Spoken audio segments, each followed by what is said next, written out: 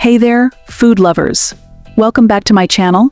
Today we're diving into the art of making the perfect poached eggs. Whether you want to impress at brunch or just enjoy a delicious breakfast, you're in the right place. First things first, start with fresh eggs. Trust me, it makes all the difference. Crack them into small individual dishes to keep them safe and sound.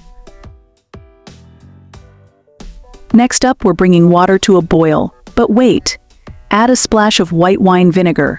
This little trick helps the egg whites hold together for that perfect poach. Now, reduce the heat to a simmer and carefully add your eggs one by one.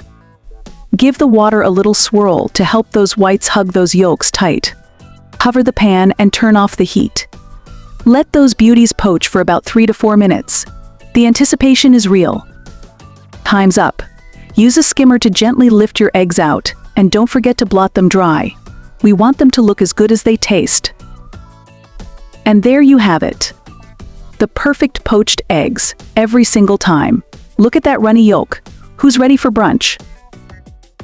If you loved this recipe, give it a thumbs up, and let me know in the comments if you have any questions or requests for future videos.